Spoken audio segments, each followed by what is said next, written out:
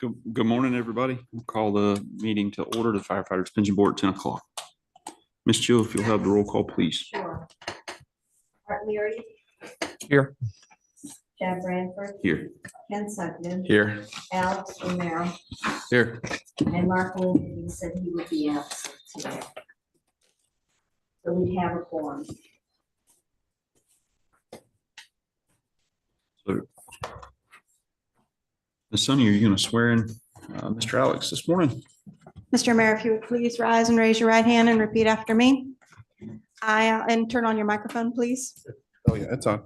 Okay, thank you. I, Alexander Romero, I, Alexander Romero, do solemnly swear or affirm do solemnly swear or affirm that I will support, That I will protect, and defend that I will support, protect, and defend the Constitution and government of the United States, the Constitution and government of the United States, the state of Florida, the state of Florida, and the charter and ordinances of the city of Palaca, and the charter and ordinances of the city of Palaca. that I am duly qualified to hold office That I am duly qualified to hold office under the Constitution of the state, under the Constitution of the state, and that I will well and faithfully and that I will well and faithfully perform the duties of Firefighters Pension Board member, perform the duties of Firefighters Pension Board member on which I am about to enter. on which I am about to enter. So help me God. So help me God. Welcome aboard, Mr. Romero.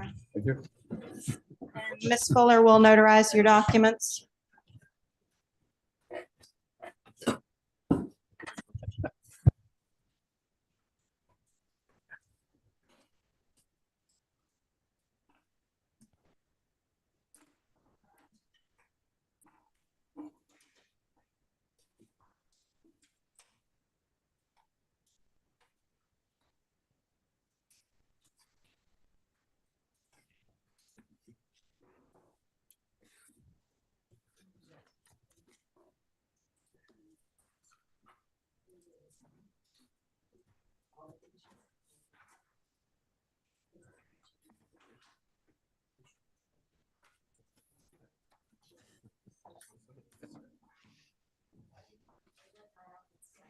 You have to frame that and put it above your headboard.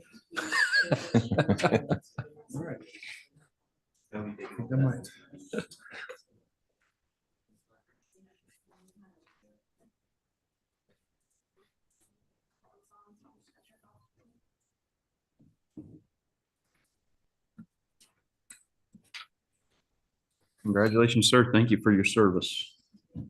Move to the approval of the minutes. So everyone had an opportunity to look at last meeting's minutes.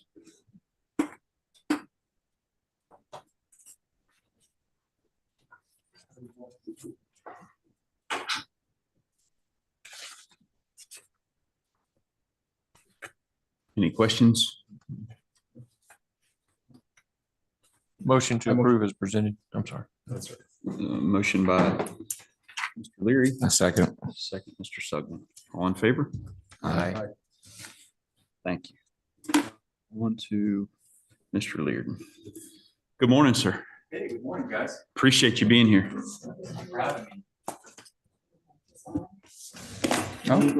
Good morning, everyone. Morning, Burgess. Morning, sir. My name is Larry Dongeet. I'm a portfolio manager at Sawgrass Asset Management. First of all, congratulations again. I'm glad to have you here. Before I begin with my presentation, let me give you a quick update on the company. We made recently we made two strategic hires. We hired back Christine Turner. She will be the new director of client service going forward. So if you have any questions related to your portfolio, please feel free to reach out to her or myself. Anyone would be able to help you out going forward. And in addition to Christine, we also hired Brian Engel. He will be our new director of institutional sales. He's based out of Chicago, but he's going to help us with our initiative to grow the institutional side of the business. So, we're very excited about the future going forward. These are two talented folks that have joined our team, and it's very exciting for us. So, getting back to the performance review here. Let me just point you to page 9. I'm just going to get into the performance real quick, and then we'll talk about what we're seeing right now in the market. So far as of the quarter end, the beginning of the year was a little bit kind of choppy. We had an increased period of uncertainty, huge, 1 month numbers up and down, but then even we ended the quarter with a slight negative print. But if you look at it on a fiscal year to date basis, which that's your concern, we actually are up to a pretty good start so far. As of 3/31, the bond market has actually bounced back a little bit. Rates did decrease from the highs that we saw back in October of last year. And if you look at it, the total return, your portfolio generated roughly a 627 basis points return relative to the benchmark of 6%. So, outperforming in a very strong absolute market, that is a pretty good start. We're on a pretty good track to make up for some of the losses that we generated last year as a result of the rates increasing. Moving forward in terms of what we're seeing right now, as I mentioned at the beginning of the year was a bit choppy. It's all about inflation, right? Everybody is zeroed in on the inflation. The inflation is driving the monetary policy, and hence, all the risk premium for every financial asset class out there. So the inflation is obviously the most important topic that everybody is looking at.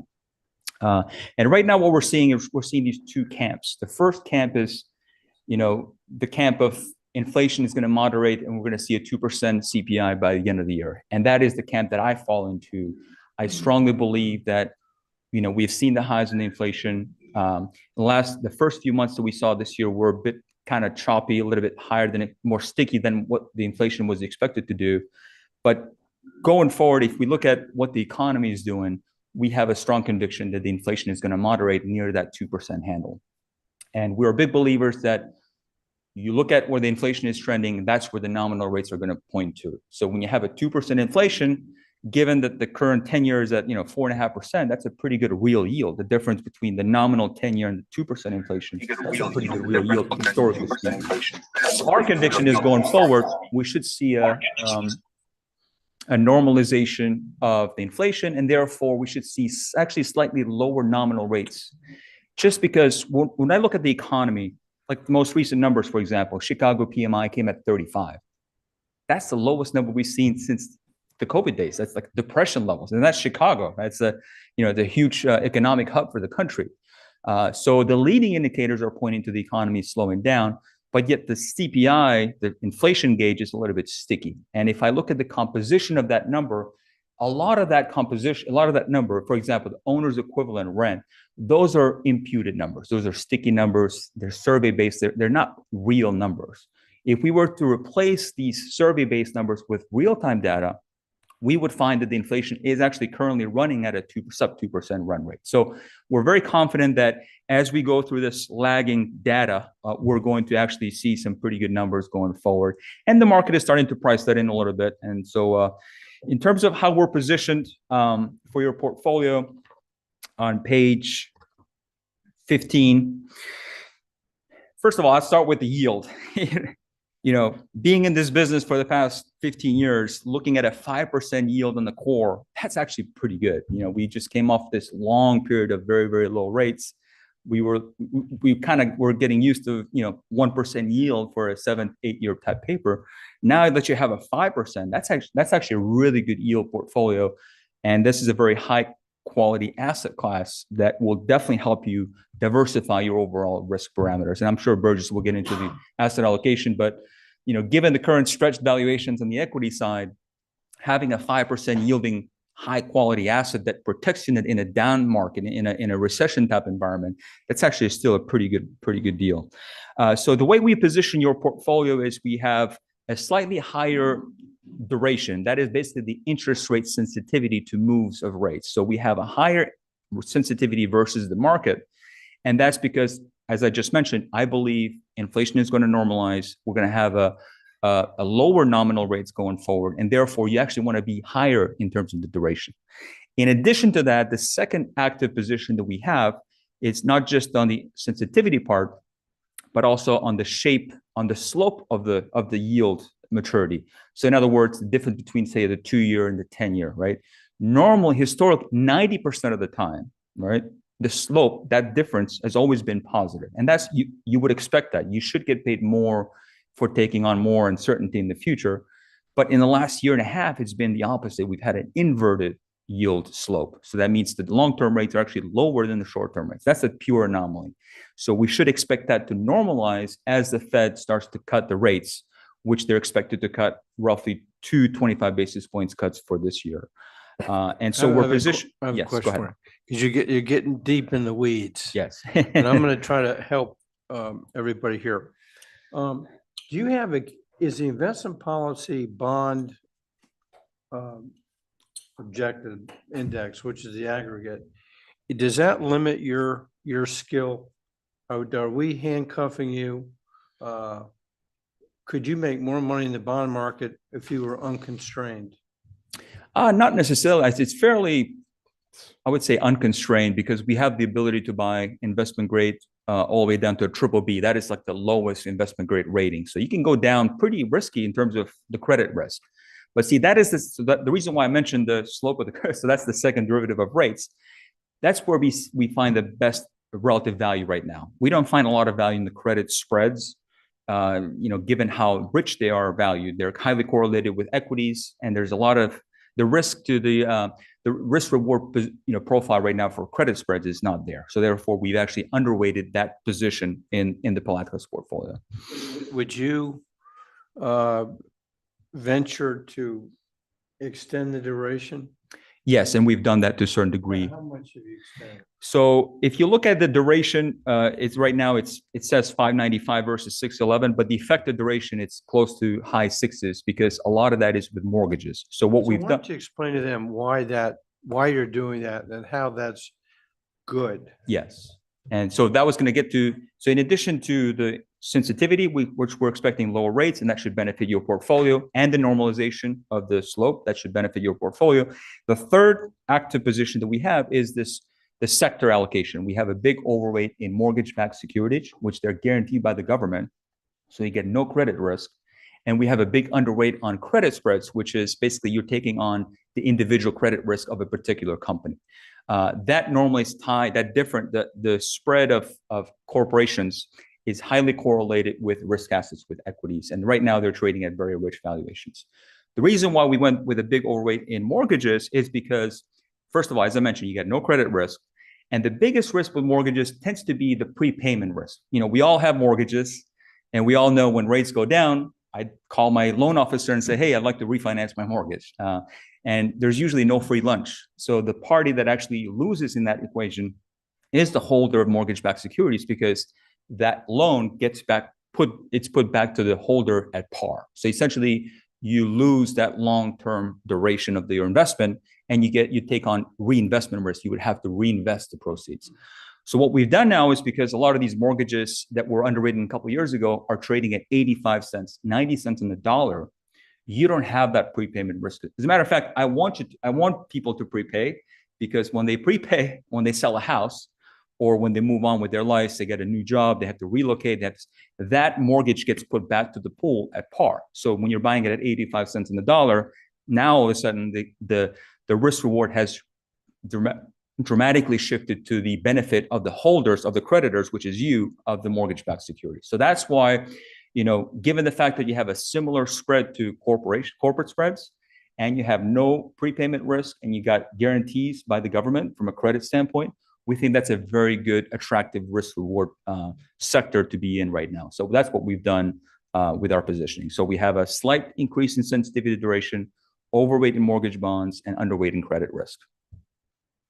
So if you have a slight elevation of recessionary fears, that is a perfect environment where your portfolio would be a great hedge to the rest of your asset class. And relative to the index, you would have a pretty good outperformance going forward. One more thing I wanted to share with you. We talked about macro a little bit, but this is something that is very interesting that I found on page 31. This is something that not many people talk about, but again, getting back to the inflation. Inflation is the key driver of everything these days. Risk premium, spreads, nominal rates, monetary policy. And so getting the inflation call right is paramount. What this chart shows is it shows the money supply growth of our economy. And what studies have shown in the past is that you essentially to have a 2% target inflation that the Fed has been sticking to for a long time, you essentially need a 6% increase, constant increase in money supply. I know it's a little technical, but that's basically the bogey. You need a 6% money increase in supply given given the growth potential of our economy and the velocity of our liquidity. As you can see here, during the COVID days, because of our policy response during the emergency times, we had this unprecedented 30% increase in money supply. So 30% of our dollars that we have in circulation was actually created in the last 3 years, which is insane. And so that if you divide that by 3, right, 30 divided by 3, you get to that 9% peak that we saw in the CPI. But what do we see recently? We actually see a negative money supply. Now, I'm not talking about negative rate of growth. I'm talking about negative. So that's actually a shrinking money supply.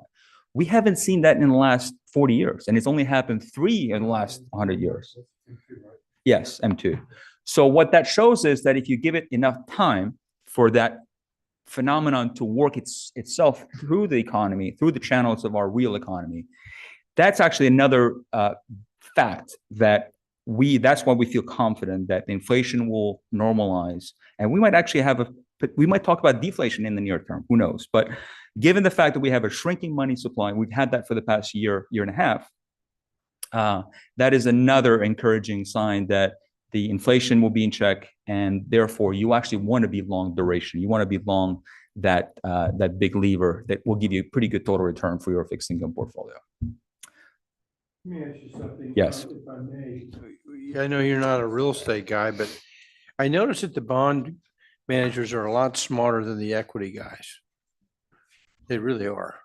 Oh, it's Dwayne. Oh, there he is. I'm sorry, Dwayne. But Dwayne does everything, so he's not included in that comparison. But given the problems that are happening in the commercial real estate environment over the next 2.5 years, how is that impacting what you're thinking about? That is a little bit like the frog in the boiling water. It hasn't really felt, the heat yet, but it's actually starting to feel it. You can see the frog. Yeah.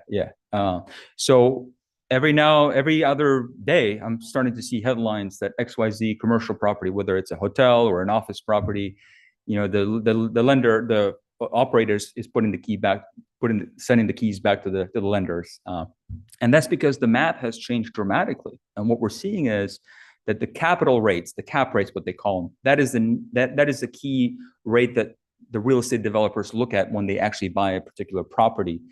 That usually has a pretty good spread relative to the risk-free rates, which is the 10-year. And so what we've seen in the last 1.5 2 years is that the 10-year, the treasury rates have moved up, but the cap rates have actually, they've been lagging. So now they're moving in steps with the nominal rates. So the equation from an investor standpoint has already changed because they're forced to refinance their previously underwritten mortgages. And so given where the income is on that rental portfolio, it doesn't make more sense to hold it given the fact that now you got a negative carry, which means the cost of financing that mortgage is actually higher than what you're actually getting net of all the rentals versus minus all the costs. So something has to give. And what we're seeing out there is that we're having a huge derating on commercial asset prices. And that's what you need to make the math work again. So the cap rates have to increase, i.e. prices have to come down significantly for that math to make sense again and for the investors to be attracted back to that property. Is that a big enough problem to induce a recession?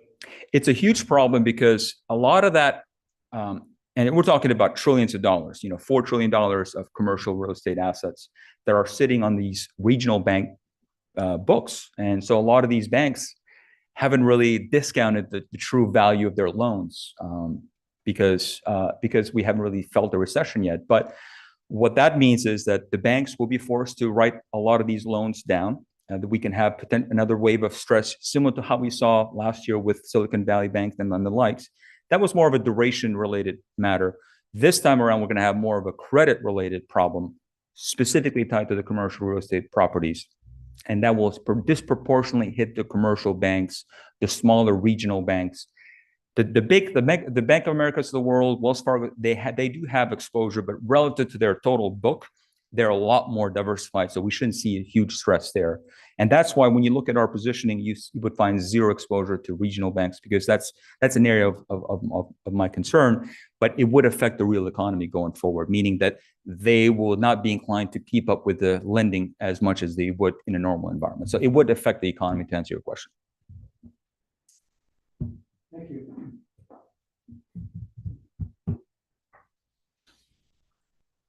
Any additional questions?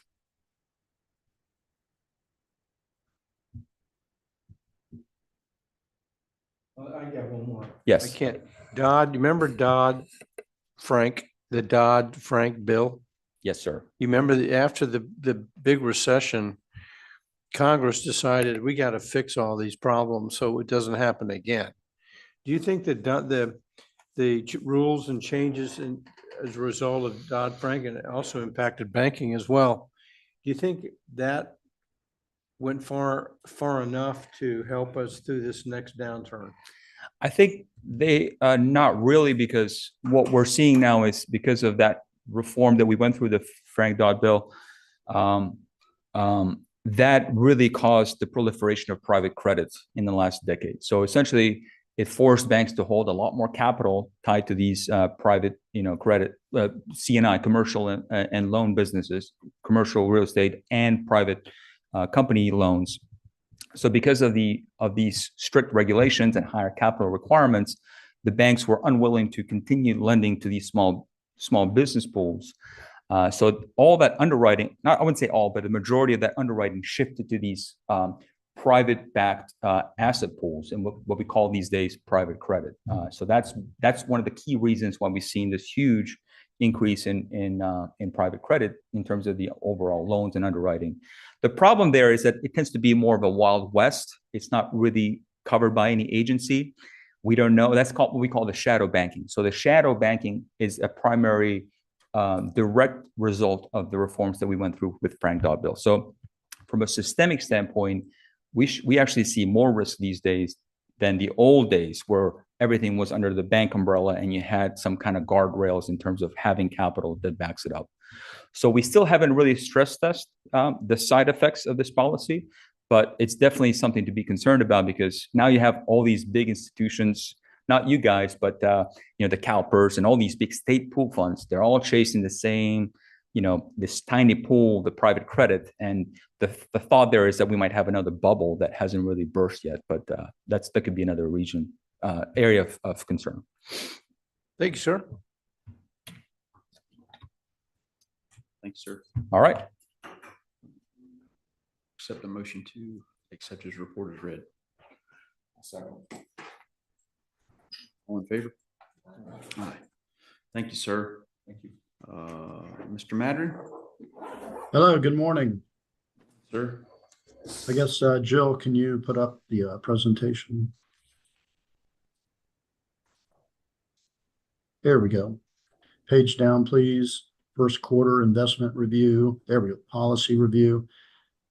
Okay, once again, good morning. Dwayne Madron, Capital City Trust over in Tallahassee. And we'll go over the policy and the actuals for the total fund and how we're positioned. Everything is within range of the policy. You'll see where international is at the low end of the range because growth is better in the US, and also the dollar is strong, and it's making international a little bit challenging. So underweight international at the expense of being overweight in cash, so we can keep equities below the cap, the policy cap. And you'll see also convertible bonds are a little bit overweight because they have an equity component, but they also have a nice yield. And that's, with rates coming down, you get, two good things: the behavior of equities and also the price behavior of bonds as rates drop. Bonds a little bit core bonds a little bit underweight, as the uncertainty of inflation and interest rate movements causes concern. Again, overweight in cash, so we can be underweight in bonds. High yield bonds pretty much on target. Two corrections, the infrastructure range should say 2.8, not 3.8, 3 to 8. And the convertible bonds, instead of saying 6 to 10, should say 2 to 8. So we are in range from the 2 to 8 on the convertible bonds. So again, overweight in cash, which is earning 5% at the expense of being underweight some equity to keep the fund under the equity cap. Any questions on the position of the fund? If not, we can page down to the performance. So this is for the first quarter, and year to date is fiscal year to date. From September to now, the equity side is up 19%, outstanding. Equities are up 21.3. The high yield bonds are up 7.59 because rates have come down, and high yield bonds also tend to act like equities. A little bit behind the S&P 500 because of small cap and international underperformed the larger companies. But let me just say a few general comments about the equity market. The first quarter, as you can see, the S&P 500 was up 10.56%. Why did this happen? Amazingly, 4 stocks, NVIDIA, Facebook, Amazon, and Microsoft, made up 50% of the S&P 500 returns. Just 4 companies gave us half of that 10.56. In addition to that, artificial intelligence is building out their infrastructure, which means a lot of semiconductors are getting money to expand the artificial intelligence theme in order to make money at some point in the future. In addition to that, surprisingly, in addition to what I just said, those 4 stocks giving us half of the return, 383 stocks in the first quarter had positive returns. This means increased breadth. That's what we're looking for. Finally, a rotation out of the mega cap large companies into the other 493 companies in the S&P 500 index. Small cap and mid cap are starting to perform again. They're still behind large cap, but they're starting to perk up and move, which we haven't seen in a while. U.S. stocks beat non-U.S. stocks due to the strong dollar, but if you take the dollar out of it, international is close to performing the same as the U.S. So that's probably because their valuations over there are a lot cheaper than ours, and they're starting to lower their rates and get their economic house in order. What is the downside, or why did this happen? Earnings growth in the first quarter was steady in the low double digits. Profit margins were expanding for some companies. The PCE and index of inflation has dropped to 2.8%, down from 4.8% a year ago. Consumer spending is still decent. Unemployment is still low, and there's an increased confidence that we will avoid a recession. So all of this in the first quarter gave investors an air of confidence, and risk appetite was up. What is the downside? GDP growth is slowing. U.S. growth is slowing. It slowed down in the first quarter to 1.3. Valuations are high, and a lot of people call that PE expansions. That's when stocks get ahead of themselves. Stocks went up, but earnings growth did not go up enough to justify the increase in stocks. And there's an uncertainty regarding what the Fed is going to do about lowering rates. The forecasts are all over the map. Three decreases, 2, 1, or 0. So we're not sure when rates are going to go down. It might be this year. It might be next year. So that's a downside, but it could be a tailwind as well. So since valuations are high, you've seen the month of April, there was a pullback, and since then, the stock market is crawling along. That's because it has become expensive, and the momentum that pushed it up in the first quarter is dying. So the momentum, the excitement is sort of fading, and earnings season is about complete, and now we're waiting on other catalysts to push the market forward. So again, Fiscal year to date, we're on the right track. On the last 1 year, 3 years, and 5 years, the numbers have all been terrific, 11.87% for each of the last 5. We rode the tailwind of the lower interest rate regime, which pushed stocks up. So that has been a good thing. Any questions on equities? Page down to the next page, we can see the returns through April. As I said, April was a down month. So the year-to-date, fiscal year-to-date number decreased to 14.53. But we'll cover that in the next report and when we cover the second quarter. Otherwise, if we page down to the holdings of the equity of the total pension fund, you can see where without the infrastructure and the private pieces that are held elsewhere, the market value is $9,340,700, and equities are 68%, a moderate growth portfolio. But if you add in the infrastructure and the real estate, it's closer to 75, and which is about as high as we want to go. If you page down, Jill, you can see the holdings of the fund, which are mutual funds, many of which are index funds. And there's an American Funds, which is an actively managed fund. But I'll let Burgess report on those. But it's been good. The first quarter has been good. The fiscal year so far is good. Right now, what we're looking at is an expensive stock market, a slowing economy, and a challenge of getting inflation down even further. That concludes my comments. Thank you.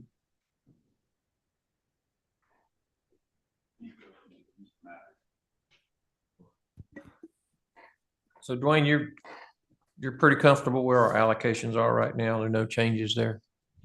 I am, because the fact that the expected return on stocks is still higher than the expected return on bonds. So we do want to be overweight in stocks. The economy is got low unemployment, it's growing, and lower interest rates in the future could serve as a tailwind to stocks. So we definitely have the car in fifth gear. Yes. Thank you.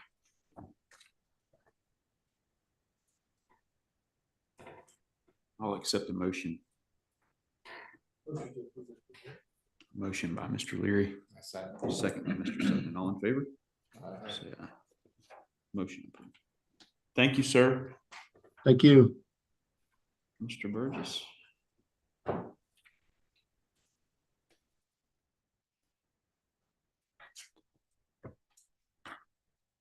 Good morning, sir. Thank you for being here.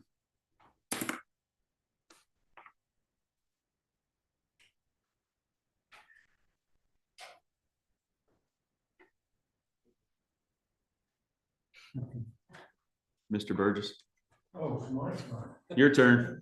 I thought Patrick was gonna go, okay. Sorry about that. Good morning. Just driving up here today from Orlando, I can see growth in this town. This place is changing. Is that good? I think so. Good for banking?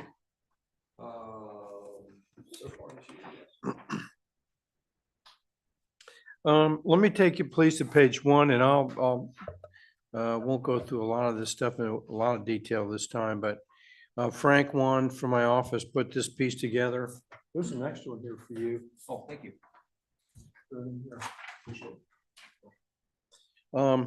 So you look at the last 15 years, US stocks versus foreign stocks. And we lowered the target allocation to equities here last year, except for 1 year out of the last 15, international stocks have trailed US stocks. And you can see US S&P annualized 15.6%. That's the upper right-hand table. And you run your finger across down all the different comparisons.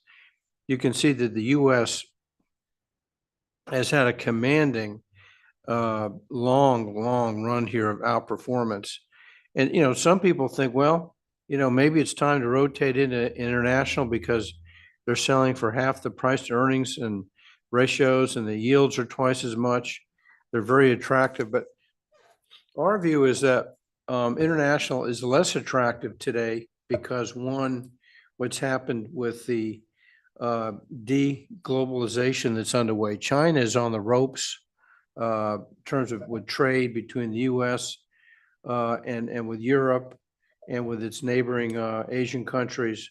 And we all know what's happening in Europe, where we have a fascist government trying to overtake Western Europe. So these are very destabilizing impacts. And I should add that Germany, which is, you know, the main economic engine of continental Europe, they're moving factories to the US.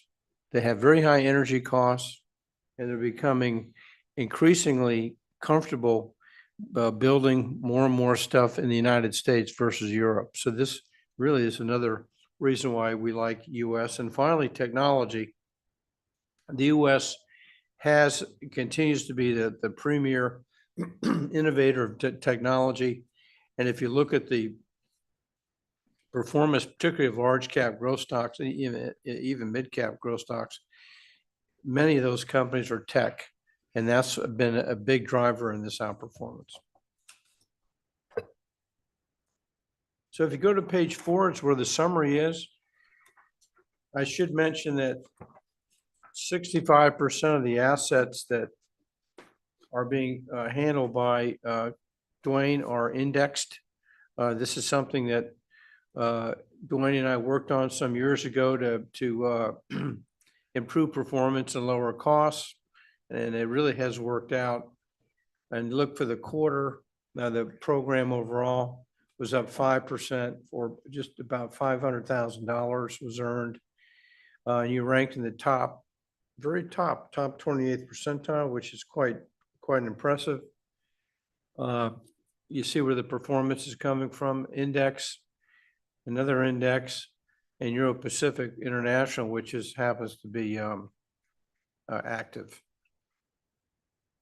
For the 1-year period, the plan had earned $1.2 million, or 13.1% net, a little bit behind the index because of some laggards. But the performance was still above average. You did see international being the top performer in spite of what I just told you about international. But I remember it was out of the last 15 years. 3-year and 5 numbers are depicted here. The 5 is more interesting because it's more close to what your actuary is spending time on. The plan earned $3.1 million, averaging 7.1% net. And I believe you approved last time resetting the assumed rate of return closer to 7.4%. Is that right? Yeah, that was approved at the last meeting. The Florida retirement system, their expected return that they use is 6.7%. 10-year average, which captures quite a bit of volatility. We got whacked a couple of times. We got 2022 is the most recent down period.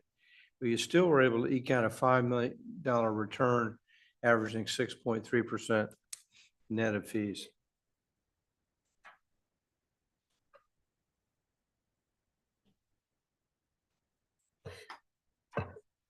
You can see on page 7 where you were 10 years ago at 7.2 million. You're at 10.3 million today. And you can see the earnings of 5 million over that time period. On page 8, I think Dwayne just showed you this, but Dwayne, are you still there?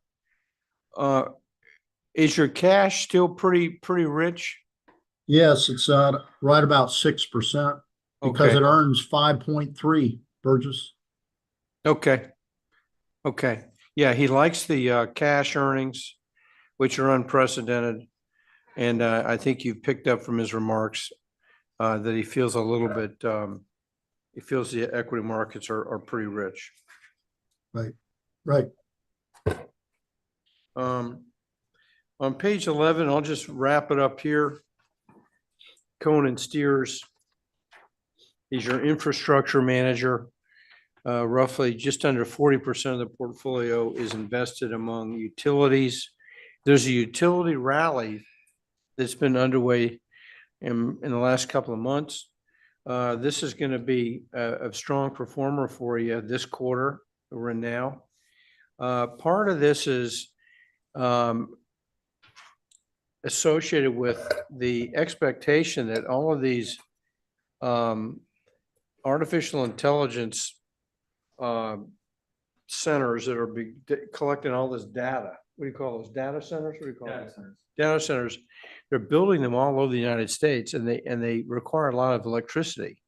So the idea is that the electric utility companies are really going to start making money as the demand for electricity picks up.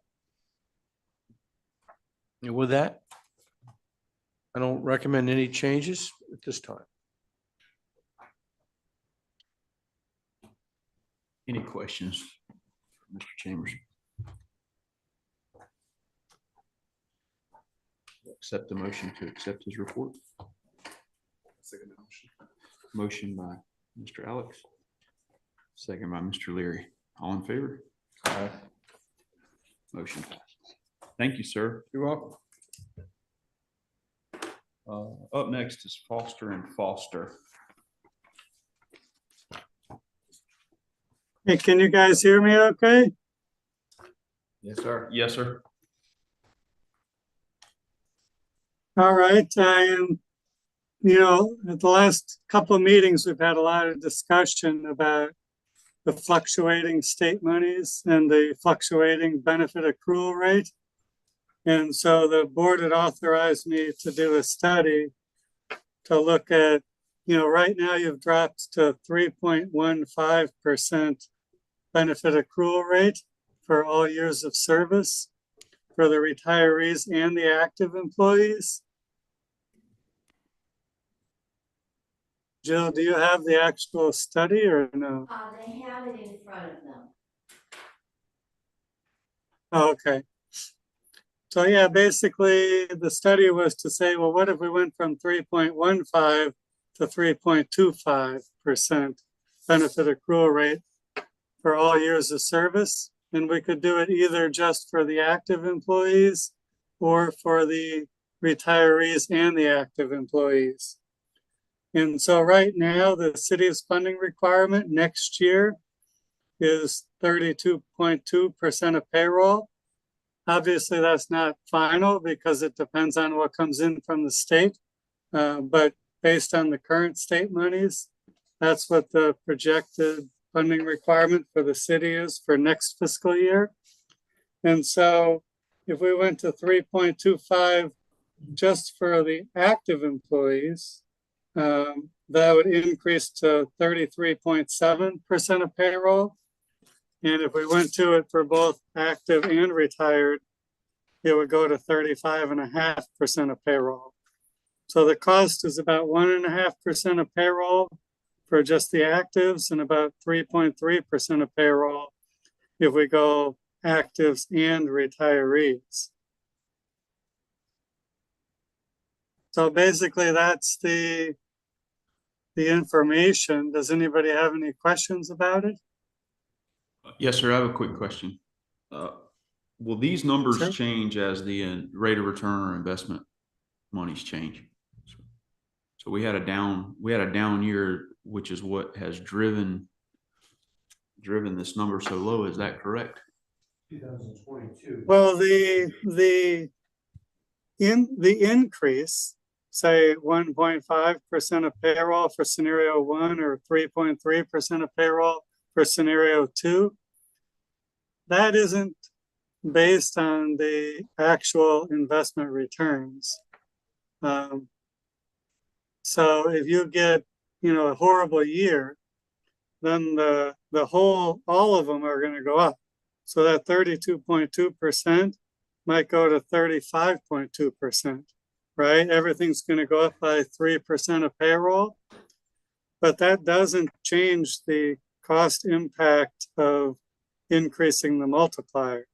That would still be 1.5% of payroll or 3.3% of payroll. Now, it does change if you hire different employees, because if you have a bunch of people that are hired younger, then that cost might be slightly lower. Or if you hire a bunch of people at age 50, that cost might go up a little bit. But those 1.5% and 3.3% don't change a whole lot. If you change the assumptions, that would change. If you change from 7.4 to 7.0, then those costs might go up a little bit. Does that answer your question? Just for clarity, if you don't mind, that 3.15% that's in the report, that's been the lowest it's been in many, many years. Is that correct? Correct. So I guess my question is that, And that was the result of the 2022 investment return. but so You my know, question, that- yes, sir. So my question is, when we see our rate of return come back, when we see that investment money come back, these numbers will change pretty significantly. Yes?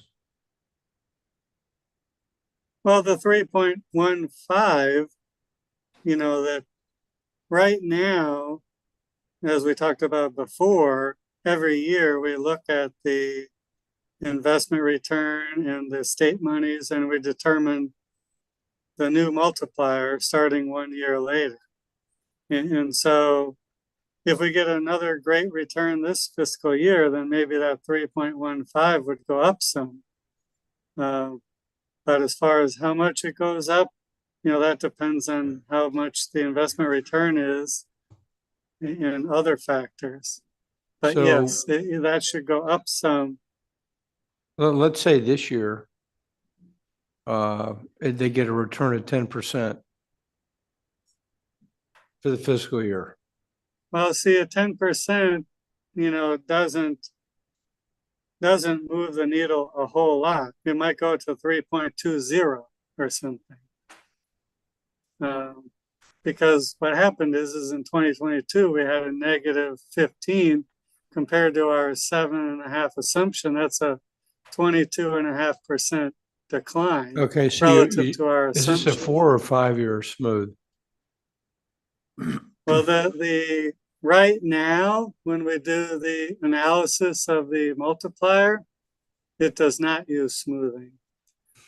So we've talked about maybe could change it to use smoothing, but right now it does not use smoothing.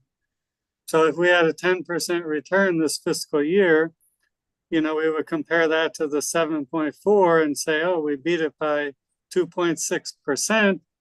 That's pretty good. Maybe we can increase that multiplier a little bit. It's not using the smoothing right now. You need to be 100% understand what he's talking about here. So if you need any more clarity or explanation, now's the time to Certainly. do it. Well, that whole thing, Burgess, I think we're going to have a workshop with the city and the members Okay. and talk about, that whole situation, because we could set up a share plan now. We could fix the multiplier so that it doesn't fluctuate anymore. We could fix it just for retirees and have actives fluctuate. We talked about a lot of that stuff at the prior meetings, and I think we will at a future meeting. But for this purpose, this study is saying, well, right now we're at 3.15, and we could fix the multiplier if the ordinance was changed to say that, no longer fluctuates. And if we did that and we changed it to 3.25, then these would be the funding requirements. And right now, if the market does poorly, then the multiplier goes down. If we changed it to be a fixed multiplier, then if the market does poorly, then the city's costs would go up more. And this is the funding requirement. But yeah, at you're right, Burgess. 0.65. They should understand this. So Yeah. does that make sense to everybody? Yes, this is the funding requirement at 0.65. Correct. The 32.2% for next fiscal year Yes, sir. is based on the 3.15 multiplier or the And 0.65% state And then money. just so for my understanding, if you will, as that number increases from 0.65 to 0.75 or up or down, either way, the funding requirement changes, either less or more.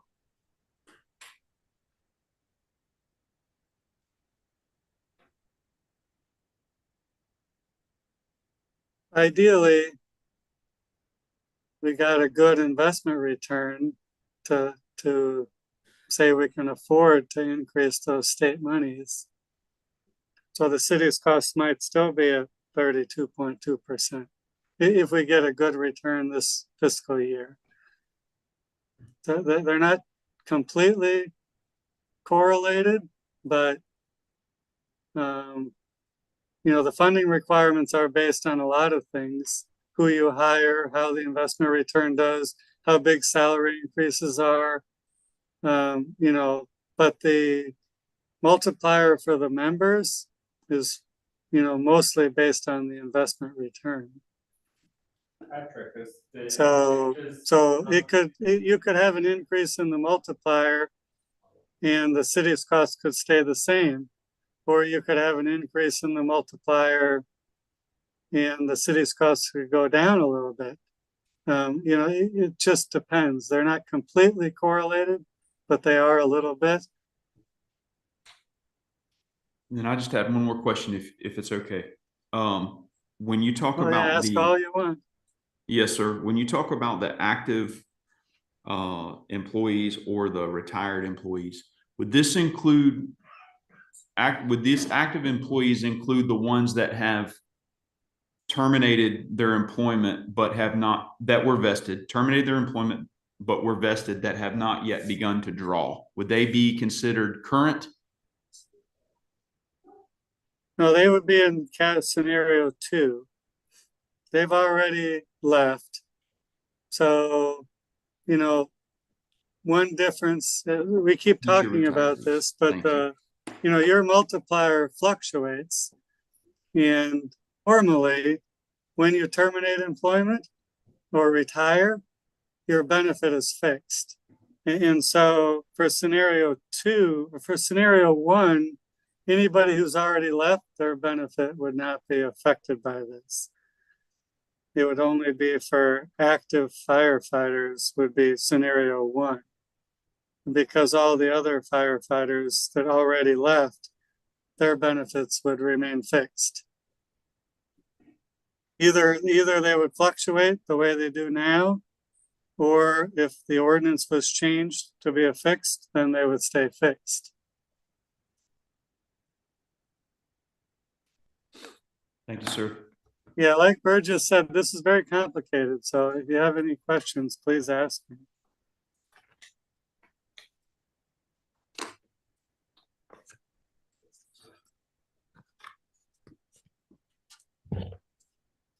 I mean, this scenario, these studies are basically saying, based on the current situation where we have a 3.15% multiplier for everybody, and the city's costs are 32.2% of payroll, if we changed that, everybody went up by 0.1, either the actives or the actives and retired, this would be the impact on the city's funding. So for everybody to go up by 0.1 multiplier, the city's costs would go up either 1.5% or 3.3%. This is just based on, this is not dealing with those other issues that we've already talked about before. This isn't doing a share plan or anything like that. This is just increasing the multiplier for everybody right now, what it would do to the city's funding. maybe that's why I didn't really want to get into all that other stuff, but you know, this is just, right now, we have a 3.15 multiplier for everybody. If we change it to 3.25, this is what would happen to the city's funding. So are we better just sitting tight, do you think, since this study is based on probably the worst multiplier we had in like 20 years? Aren't that chances that it's going to go up even if we do nothing?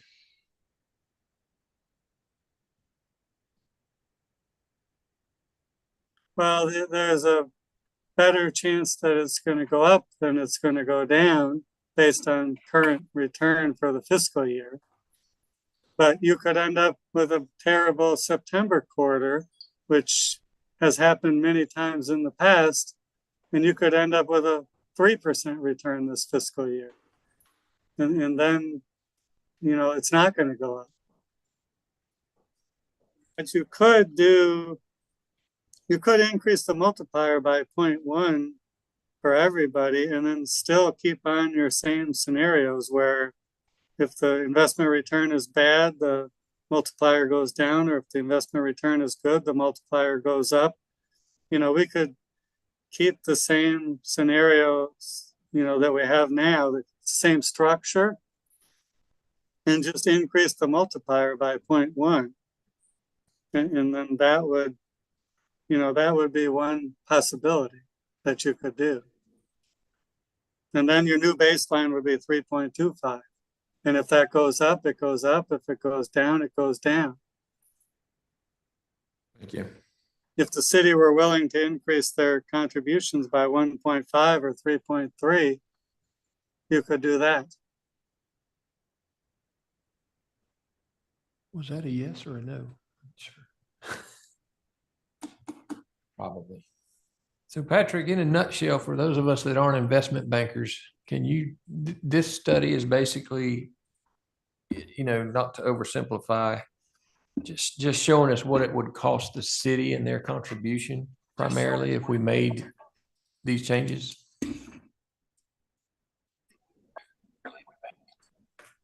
You were breaking up a little bit, but that sounded perfect. You know, that it's the increase to the city if the multiplier is improved by 0.1%.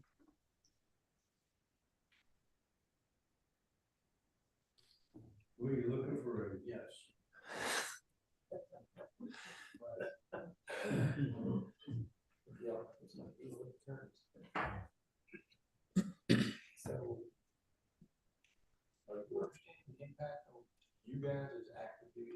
So right now, I guess what I can personally say is thanks for the information. Right? We got what we asked for. And it's going to take some time to evaluate and see what happens. So sit tight.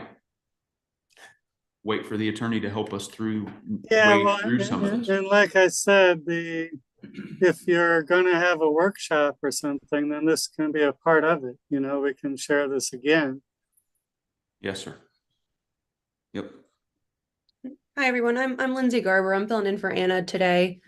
If this is something you guys are interested in, it would just be us drafting an ordinance change and presenting it to the city. And they ultimately decide whether they're going to adopt it or not, right? You guys can make recommendations to the city, but they're the ones who would choose to adopt it and change the plan.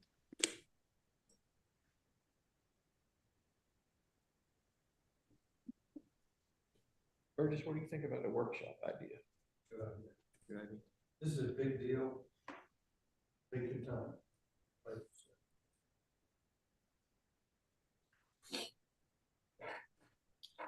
Is that something that we should schedule through Resource Center, Ms. Jill? Yes, yeah. It's coming up. Yeah, we've been already discussing it lightly, but they will be taking over during the next 2 months. And if you're going to do a workshop, well, the police are in the same situation, so it's kind of makes sense to involve them and coordinate a joint workshop, even if you make different decisions, that you have all the commissioners there. So it's going to get on their calendar that really determines when it can happen. Because right now they're overwhelmed with workshops. So the idea that this is going to happen between now and August, probably not, because Now's not the time. budget, yeah. They're going to be really busy with budget workshops for the next couple of months. So we need to be looking to the first of next year. I would think, yeah, either, November, December, or maybe it might be quieter, or going into further along in the year. Yeah. Patrick, can I ask one quick question? Patrick, can I ask one quick question? This is Scott Bauer.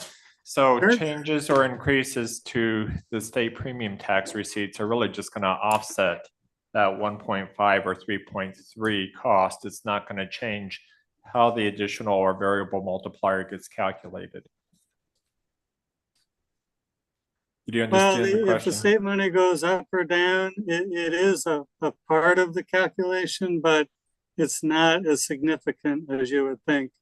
It's Got it. more the accumulation of the state monies.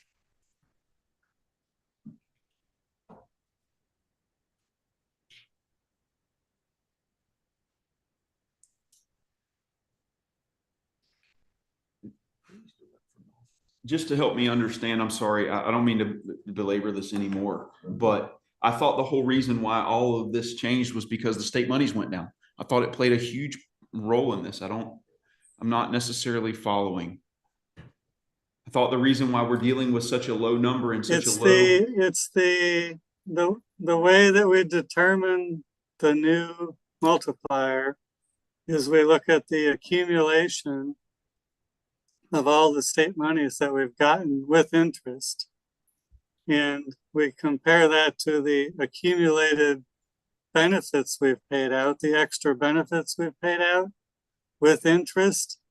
And that shows us how much money we have to pay for future benefits, future extra benefits. So, if the state money goes up, we get a bigger state money this year. But what's more significant is the investment return, the accumulation with interest. Does that make sense? If you remember that other sheet, I don't know if you guys still have that other sheet that we did, that showed all these different scenarios. But basically, we accumulate all the state monies with interest, with earnings. So if we get a big earnings, well, then we've got more accumulated state monies to work with. So it does matter in general if the state monies go up or down, that helps or hurts. But more significant is the earnings that we've gotten. We have like $7 million right now in accumulated state monies that we've gotten. And so if that $7 million gets a 7% return or a 10% return, that's actually more significant than if we get an extra $10,000 in state monies this year. Does that make sense? It's the method of how we're calculating this that we've been doing for the last 25 years. It does make good sense to me, Patrick. I just wanted to make sure I was conversant on the issue.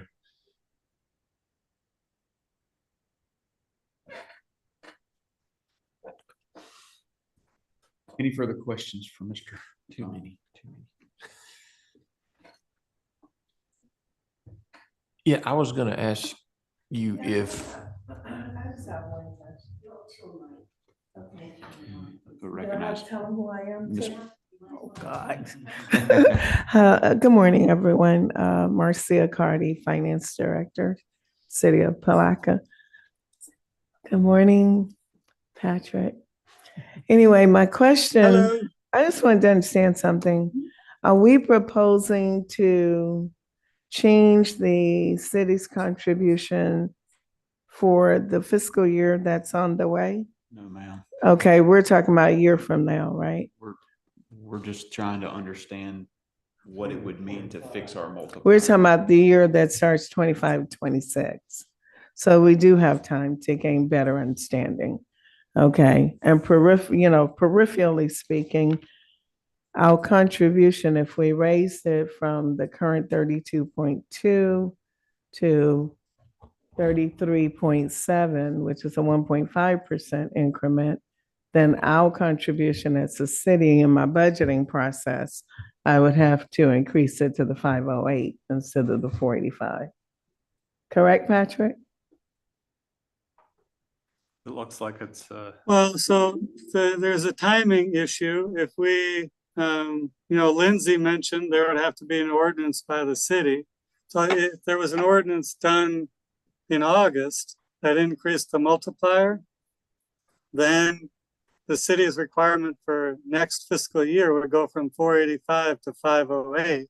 Exactly. But it sounds like this isn't really going to happen for another 6 months. So Right. if an ordinance was adopted 6 months from now, It would be for then the it would next affect fiscal your year. budget for the following year. Right. Okay. Yeah, I would almost suggest that we err on the side of caution, gain as much understanding and knowledge that we can, and then most likely it'll be our reality for the fiscal year of 2025 to 2026. That would be my suggestion, even from my side. Thank you. When and how do we receive those state monies? We usually, first, we have to get the city audit done. Once the city audit is done, then I can upload it to the state, and that'll be the final piece of us complying with their terms. And then they have the opportunity to release the funds. Generally, the funds are released the last days of September. And we get them, we have to turn them around, we have to sign for them, we have to get the city manager, and they have to be in the bank, I think, within 4 days. So, yeah, 3 days, yeah. So they're at the end of September, basically. So we get those in time for the budget to be Yeah. created. Okay. Right, and therefore, that's why it's important that we kind of have a good understanding so that we can make it a part of the budgeting process. Right. And that's why my recommendation was not to move hastily, but take your time so that we have adequate time to do the budgeting process as well. I would want to take the emphasis a little bit off the timing. If we were off by a few days, we would accrue that onto the last fiscal year and therefore not impact the city's budget in the year where it's already been set. I understand that too. Okay, thank you. Anyone have any further questions for Mr. Patrick? Accept a motion to read his report, to accept his report as read. Motion to accept. Second. Motion by Mr. Leary, second by Mr. Sutton. All in favor? Aye. Thank you, sir. Appreciate it. No problem. Up next will be Klausner. Good morning, Lindsay. all. Yes, hi, I'm Lindsay Garber. Nice to be with you guys. Just have a couple of updates for you. The first is just a reminder about the Form 1. If you remember, you guys are going to be filing the Form 1s online this year via the State Commission of Ethics website. I've heard from a couple of trustees that it's gone okay. They've gotten, emails directly from the State Commission on Ethics. I'm not sure if that's the same for you all, if it's been smooth. Mine has not, Lindsay. I've requested a follow-up email a couple of times. Okay. I was late getting to the first ones and it said it had expired. But I have yet to get an email, so I can go ahead and do that, register and do that. So. Okay, let us know if we can be helpful. We can reach out to the clerk for you in Palaca, but that's pretty much all we can do. I mean, I can definitely flag for the Commission on Ethics if you would like. I just need to know, am I going to go to jail if I don't get it in time? You will not go to jail. So it's due July 1st. So you still have a little bit under a month. And then the state gives you about a couple month grace period until September 1st, until they start thinking about fines. So it is not jail time. But I'm happy to, try to help you out with that. I'll flag that for Anna to see if she can reach out to the clerk. Okay, thank you. No problem. The next update, I believe you guys have in your packets is, it's a memo from our firm from April. It had to do with some changes to the Form 1099-R. So generally, the revenue ruling states that disability retirement payments made to a taxpayer under workman's compensation, which is how you guys do things, is not subject to federal tax. Any part of the disability payments that is based on your age, on a member's age or length of service, is subject to tax. So in light of that guidance, and I took a look at your guys' plan, your disability payment is based off the normal retirement, but it has to be at least a certain percentage. So the percentage part of things would not be taxed, and the payment based on the age and length of service will be taxed. So we're suggesting 2 separate 1099-Rs to reflect those payments, and we're happy to work with Scott when he jumps on board, or Jill till now, to help with that guidance, since it's a little confusing. Lindsay, The 1099-R already provides for taxable and non-taxable amounts. Do you know if a single 1099-R where those are reported separately on the same form would suffice? I think that will be okay, right? We're just trying to avoid complication. So if you think that you can report the non-taxable portion and the taxable portion on 2 separate lines, that's fine with us. actually, it's the banks that do our 1099s, Right. not. us I know, but individuals. we would instruct the bank as to what Instruct portion them. to include as taxable and what portion is non-taxable. Right. And we can work with you, Scott, on that portion aspect, right? Just to confirm that you have the right portions. So it really would just be a case by case basis. And so that the board knows, we're not going to change how any existing disability pensions are reported. This would only apply to future disability pensions that are established. Correct. And our office will also be changing. Typically, when someone, is disabled, we do a final order. And now our final orders will include language on the tax implications so that the member is aware.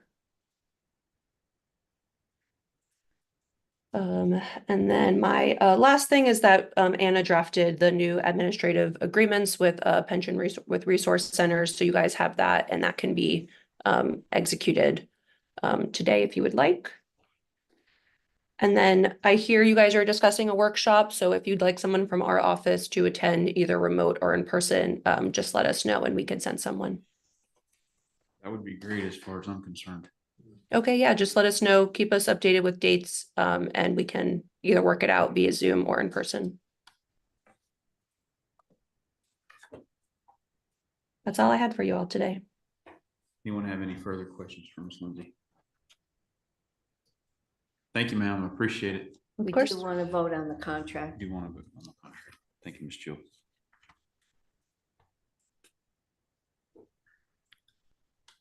Is everybody comfortable with the contract paperwork? Ms. Lindsay, this is standard what we talked about before, right? Nothing's changed Correct. in here. Everything is as we expect. Yes. Anything that we should be worried about with it? I don't believe so.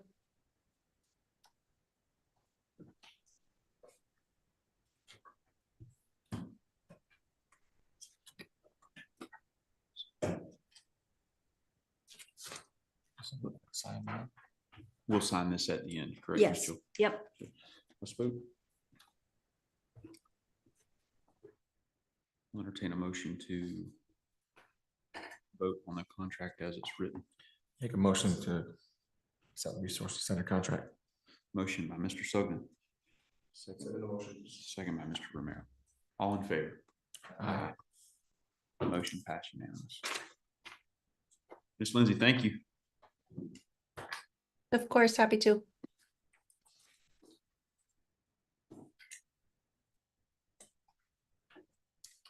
On to quarterly expenditures. Each of you should have in your packet a quarterly expenditures report.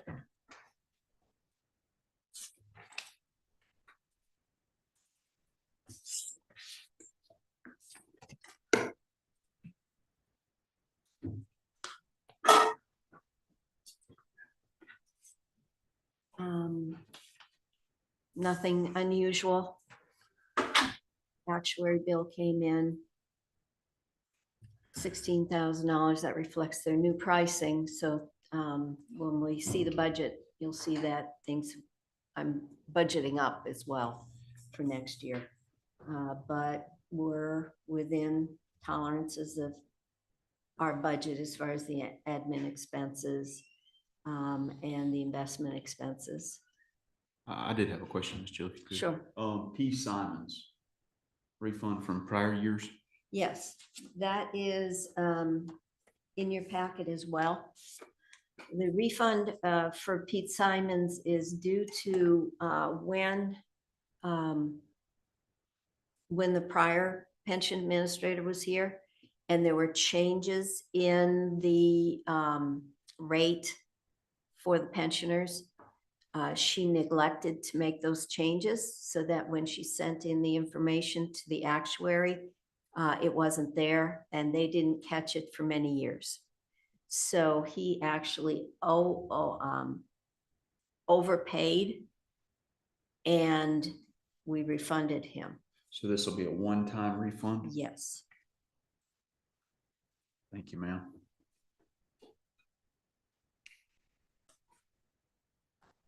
Do we need to make a motion to accept it?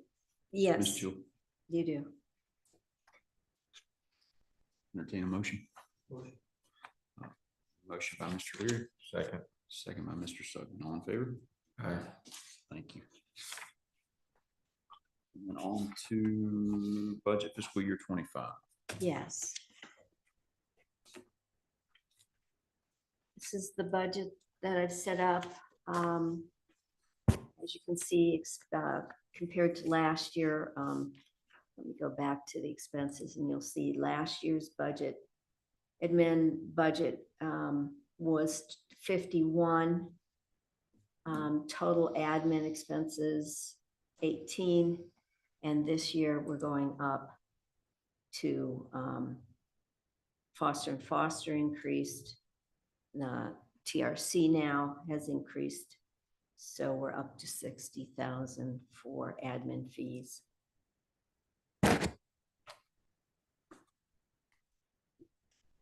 There's still money in the budget for trustees, 3 trustees to go to 1 conference. So kind of like every other year, a trustee has money to go to conferences. I've heard that they're going to have, the state will have their free conference in, usually it's around Tallahassee or in this fall again. They did not have their spring one this year. But as more conference information comes, I'm sure TRC will begin keeping you informed. Great. So we'll need a vote on the budget as well. We'll accept the motion. Someone make a motion. Motion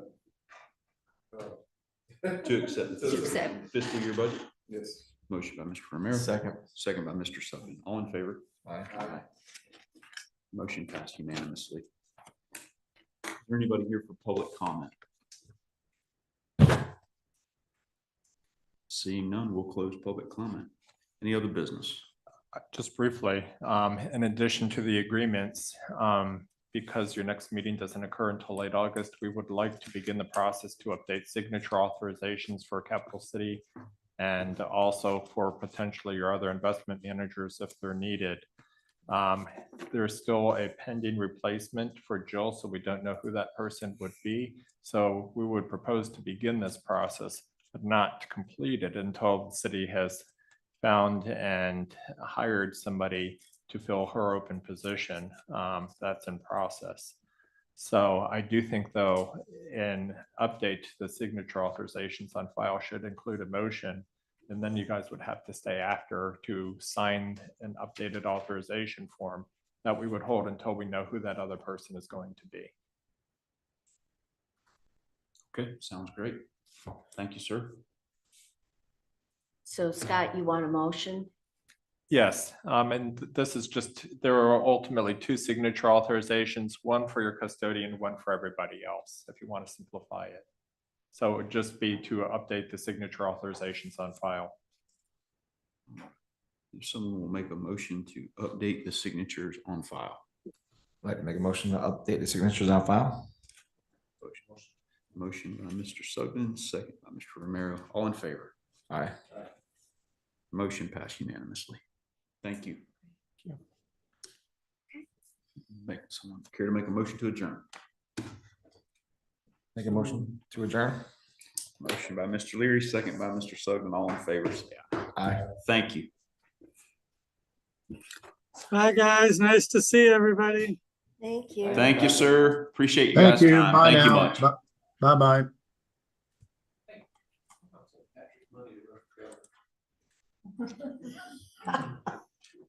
What a long day.